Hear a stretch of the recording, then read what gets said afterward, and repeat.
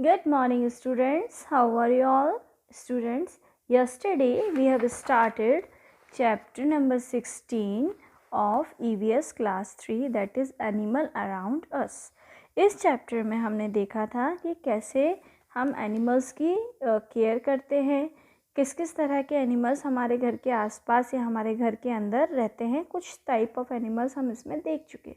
We have seen कि कैसे Duke नाम का एक पेट डॉग होता है, वो घर में कोई विजिटर आता है तो उनको बार्क यानी कि भौंक कर बता देता है कि घर में कोई आया है. हमने बिग एनिमल्स के बारे में भी पढ़ा था कि काऊ और हॉर्सेस जैसे एनिमल्स को हम डोमेस्टिक एनिमल्स बोलते हैं, जो हमारे घर में हमारे घर के बाहर आसपास हम उनके लिए एस्टेबल या शेड बनाकर उनको रखते हैं, है ना. नाउ अब दूसरा एक बर्ड भी है जिसको सब लोग अपने घर में बर्ड्स को भी पेट बनाकर रखते हैं, जैसे कविता चिक. कविता ने एक चिक, यानी चिक क्या होता है? चूज़ा. जो मुर्गी का बच्चा होता है, हैन का, उसको चिक बोलते हैं. Look at the picture of चिक इन कविताज रूम. एक लड़की है कविता, उसके घर में एक पिक्चर लगी हुई है. देखिए किसकी?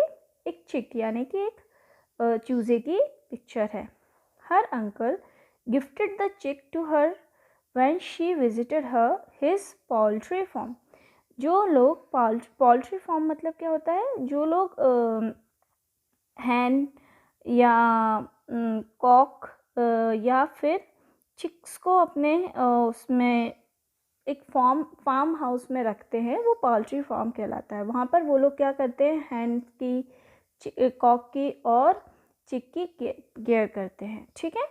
She looked after it for 10 days. उन्होंने कितने दिन तक चिक का ध्यान रखा था? 10 days तक कविता ने, है ना.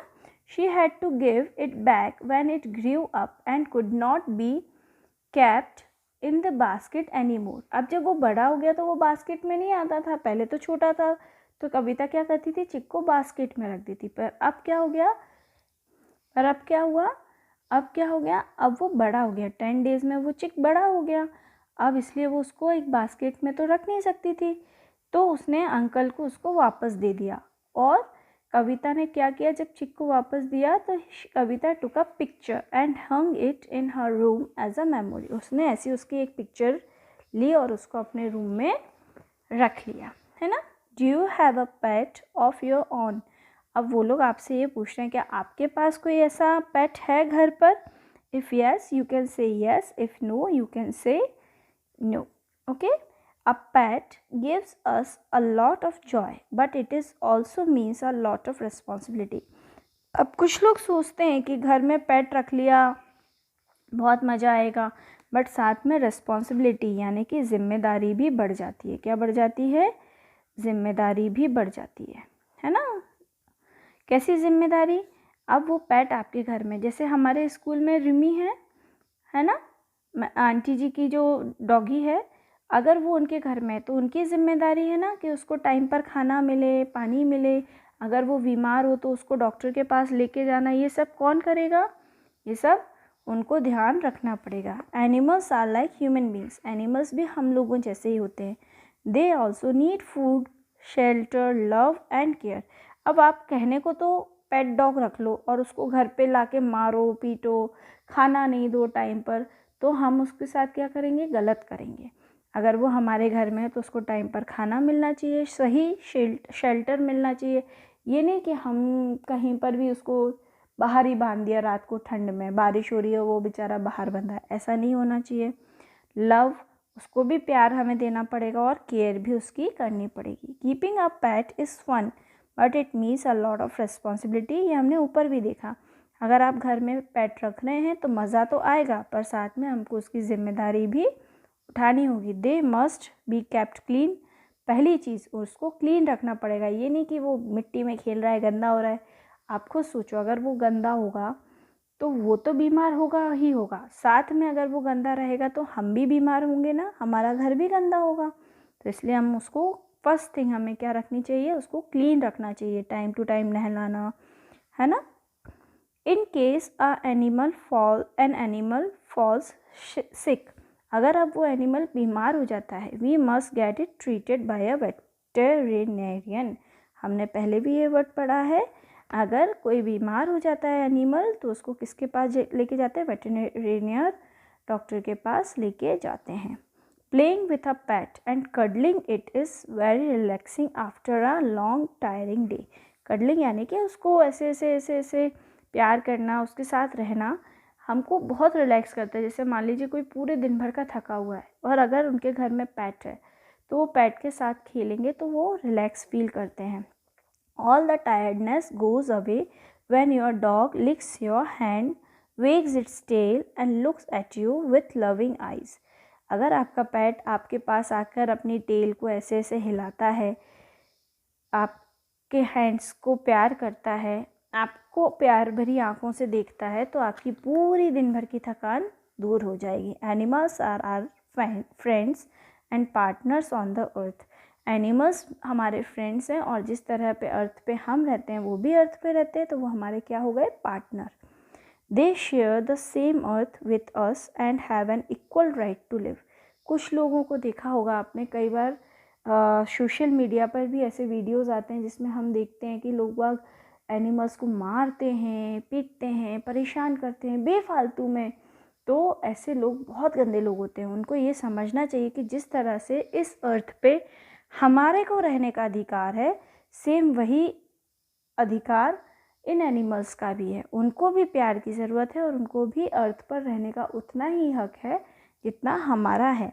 It is our duty to live in harmony with them. हमको उनके साथ प्रेम भाव से रहना हमारी ड्यूटी है। देखो वो तो एनिमल्स हैं, वो हमें, जब तक आपने कई बार रोड पर देखा होगा कोई डॉगी जा रहा है, अब अगर आप वहाँ से निकल जाओ वो आपको कुछ नहीं करेगा, पर अब आप जानबूझ के उस डॉगी को परेशान करोगे तो ऑब्वियसली वो फिर आपको परेशान करेगा ना। तो ये हमारी ड्यूटी है कि हम उनके साथ प्यार से रहें। We should not harm them. हमें उनको परेशान या उनको कोई भी नुकसान नहीं पहुंचाना चाहिए। हार्म यानी कि नुकसान, हमें उनको कोई भी नुकसान नहीं पहुंचाना चाहिए। Uninvited guest. अब बेटा ये तो वो एनिमल्स हो गए जो हमारे घर में रहते हैं। अब कुछ ऐसे भी हैं जो हमारे घर में आ जाए तो हमको अच्छा नहीं लगता, लाइक कॉकरोच, मॉस्किटोज, एंट। इनसे कैसे बचे देखते हैं। There are many other animals that creep into our home uninvited. No one likes a cockroach. अब जैसे हमारे घर में कॉकरोच आ जाए तो हमको अच्छा लगेगा क्या? हमने उसको बुलाया नहीं, बट अगर वो अपने आप आया है, अपने आप आया यानी कि अनइनवाइटेड है। अनइनवाइटेड यानी कि जिसको हमने इनवाइट नहीं किया पर वो हमारे घर में आ गया। तो but the minute the kitchen light is switched off, it comes out from its hiding place looking for bites of food.